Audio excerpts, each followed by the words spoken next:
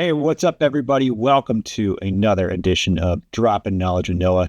Today, we are graced by the presence of one of my favorite people, someone I've worked with for, 6 years now, Rob?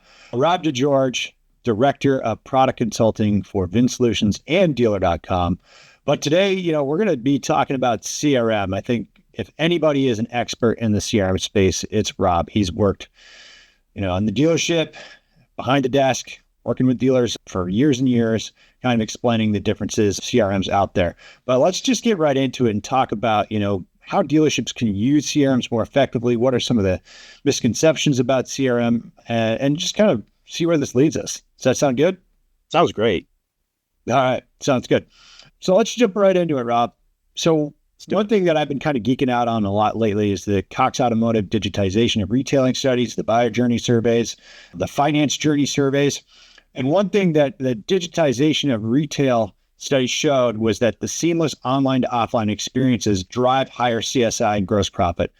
Now, how do you see a CRM evolving to support that? Yeah, so the way I see CRM evolving to support that is being able to connect the dots between what the customer has done online and bringing that into the CRM so that a salesperson can pick up and see where the customer last left off in the digital retailing process online or the shopping process online and seamlessly pick it back up for that customer when they're back in store. And, to elaborate a little bit more on that, I see where for CRM, it's really got to be able to bring in the person's online shopping activities, bring those into the CRM so that the salesperson knows, okay, hey, this is the, let's say, price range of the vehicle the customer's been considering.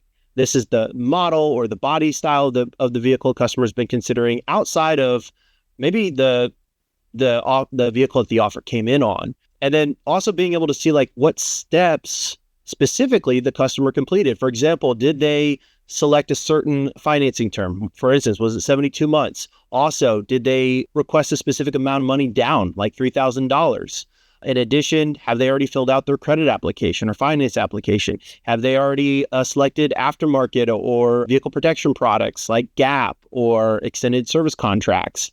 And essentially being able to see all of that in the CRM so that when the customer does show up, the salesperson doesn't have to ask them, hey, how much money do you think you want to put down? Or what term are you expecting, is comfortable for you as far as financing and how do you want to protect your investment? Those questions can be thrown out the window when your CRM is able to bring in those key insights and put them right in front of the sales team. Love it. Yeah.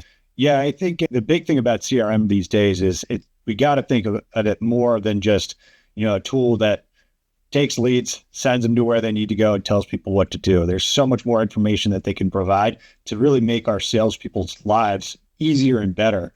And, one of the biggest tools that everybody's talking about, you say AI, right? Obviously, like people's ears perk up. It's being thrown around like crazy, but it's being built into every platform now, right? But it can be a little bit overwhelming. So what are some practical ways that dealers can leverage AI inside of their CRM without overwhelming their teams? How can we use AI to make their lives better? All right. So I'm going to throw a couple of different ones at you. The first one is going to be lead prioritization. Being able to use AI to analyze the interactions that have occurred between that prospective buyer and the staff at the dealership, and then essentially grade the quality of the lead to help the sales staff understand, okay, hey, we've got 100 leads in our funnel right now. And out of those 100 leads, AI is telling us that 20 of them are highly engaged or have been highly engaged with our dealership during the sales process. So essentially it helps the staff, really focus in on those leads that have the highest probability of closing. So lead prioritization is one. I would say number two is crafting response communications. Okay. Customers are sending in emails, they're sending in text messages on a daily basis, right? Dealerships are flooded with those inbound customer communications, and they're oftentimes filled with a lot of questions. Being able to use a generative AI that can quickly formulate a powerful, concise response that answers questions, that references previous communication history, just making it easier and faster for that sales staff to respond back with thorough communications that are answering questions that the customers and prospective buyers have. And then I would say another way that AI can really help improve efficiency is by automating some specific tasks. For example, let's use AI to remind a customer of an upcoming appointment. Let's use AI to get a customer to confirm that they're going to attend their upcoming appointment. Let's use AI to reach out to people and thank them for coming in and visiting our dealership if they left without buying, and let's say ask for the customer to set up another appointment. So those are some different ways, Noah, that I believe AI can be utilized to help free up the staff to focus more on what they're best at doing, and that's, building relationships and closing deals. That's awesome. I mean, I think a lot of people worry that, they're just going to plug in AI and it's going to magically work and do everything for you, but we're not at that phase yet. But what it can do is really streamline a lot of those day-to-day processes and enhance our sales team members so they can just focus on doing what they do best, which is building relationships with customers and selling those cars. Now, I think another misconception about CRMs, and you're probably aware of this, is, it's just a database. It's a dumb thing. You get the leads, send it to where we need to go. But I think a lot of dealers don't realize that it can really be a revenue engine. And there's a lot of things that a CRM can do that you might not be aware of. So what are some things that you would recommend to dealers to turn that data that's inside of your CRM into like that revenue engine? Yeah. So your CRM is a gold mine of data, right? And today's CRMs are pulling in data from, a good CRM is pulling in data from different sources, okay? So when I say different sources, I'm talking about like your DMS system, where you've got all your customers who have transacted with either your sales or service department, right? Good CRM is pulling that data in. Also, CRMs that are able to pull in your customers' online shopping activities and behaviors, pulling those in, and then feeding that into either some kind of data mining solution that can automatically go in there, identify customers, let's say they're coming up on, let's say, the end of their lease, and automatically engaging those customers with messaging that's designed to say, hey, we see your lease is going to expire soon. Here's a vehicle that we think you might want to consider as your next lease. Or what about this? Identifying customers that, let's say, are coming up the end of their loan. They have maybe 6 months less or 6 months remaining on their loan, have equity, and going after those customers saying, hey, look, now it's a great time to upgrade. We see you potentially have equity in your vehicle. Here's a newer vehicle that we have in stock right now that you'd be able to get into using your equity for a similar monthly payment to what you have currently. Another really powerful way is using your customers' online shopping data to identify when they're back in market, and then engage them with messaging that says, hey, this is why it's easy to buy from our dealership, right? Or, hey, we have a good feeling that you might be back in market. This is why you should definitely consider us. Here's some programs and incentives we've got going on. This is just how easy we make it at our store. Also, we have a digital retailing tool, makes it very easy for you to buy your next vehicle. So using your data that you have in your CRM and putting it with some type of automation to engage your customers to spark up new opportunities. That's great.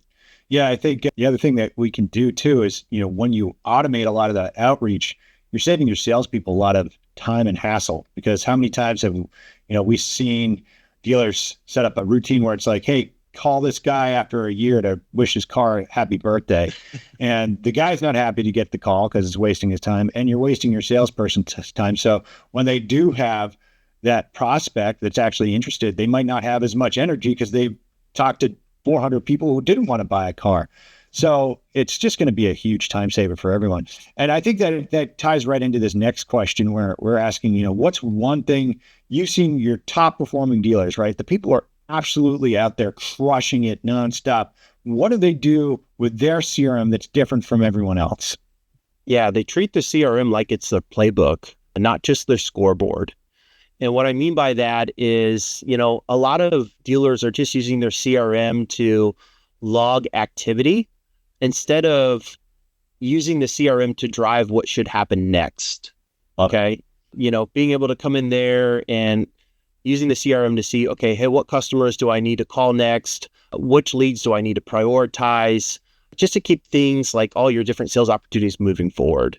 So yeah, that's, ultimately my answer is like, let's not treat this thing like it's a scoreboard that tells us, where the majority of our leads are coming from and what leads are closing.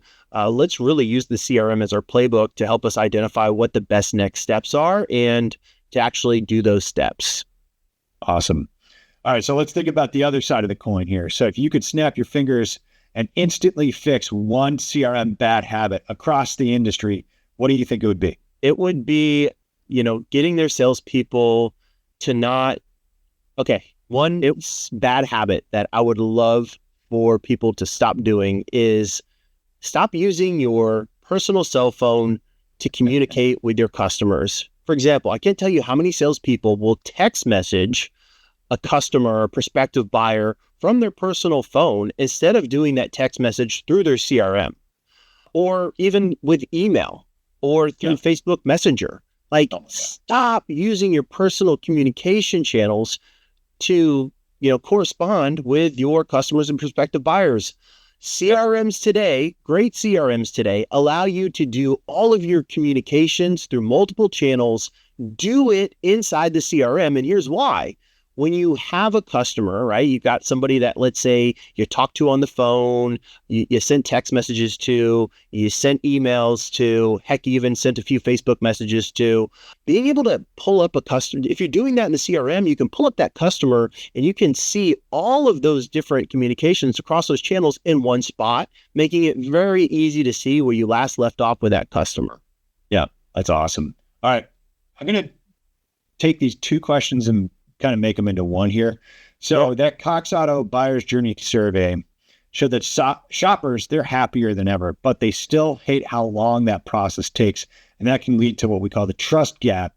When customers are asked to re-enter info on the store, how can a well-used CRM help cut down that time spent in the store? Yeah. So a well-used CRM can cut down that time by being able to pull in the data that the customer has completed and the steps that the customer has completed online and making that visible in the CRM. Okay. Being able to see exactly, how the customer wants to buy the vehicle, whether it's lease, purchase, or cash, how much money down they want, being able to see if they've completed additional steps of the buying process, such as vehicle protection products, or, have they completed their finance application, and also just seeing all the customer contact data and having that in the CRM already and not asking the customer for that data when they show up to the dealership. They've already completed a lot of those steps online, let's say, and when they show up to the dealership and they're being asked, those same questions over, they get frustrated. Okay. Yep. Another area that we see customers get very frustrated with is the amount of time that's spent on negotiating numbers and paperwork. And so being able to have a CRM that can pull in all the customer data and get that to your forms, your buyer's contract, let's say, your WIO documents, your deal checklist, all the forms that you find in your traditional deal jacket, being able to take all the customer data and all the deal data and combine that and apply that to your forms. A good CRM should be able to do that, and that will make things more efficient and cut down the amount of time that it takes for that customer when they're at the dealership. A last thing I would say is, having a CRM that integrates with the desking tool, that also integrates with your digital retailing tool. That way there's consistency in the numbers that the customer provided to you when they initially submitted their offer online to when they come into the store, it's pulled up in the CRM. And then from there, the sales team can take it into their desking solution from the CRM seamlessly so that the numbers in their offer are consistent across those three different systems, which ultimately allows the sales staff at the dealership to be consistent when talking to the customer that is at their dealership during the remaining steps of the sales process. Love it. All right. Final question. This is going to be a fun one. We're going to wrap it up. First car and dream car. What are they? Oh, man. My first car was a 2000 Pontiac Grand Prix GT. Now, it was a GT. It wasn't the GTP, the supercharged one. I wasn't able to afford that at the time, but it was cool. It's 4-door, and it was a cool vehicle. So that was my first car. Yeah. Driving excitement. All right. Yeah. Dream car. What do you money, no object. What are you looking at? Yeah. I'd go with the Bugatti. Yeah. There we go. I woke up in a new Bugatti. I could see you in one. Yeah, I hope for sure. one day. For sure. We keep doing podcasts like this, maybe. Yeah. It'll be here in no time. Awesome. Well, hey, thanks again, Rob. Always appreciate your time. My pleasure. Just appreciate you in general. And thanks, everybody, for watching. Stay tuned for more Dropping Knowledge with Noah. Don't forget to like and subscribe. Thanks again, Rob. You're welcome. Thanks, Noah.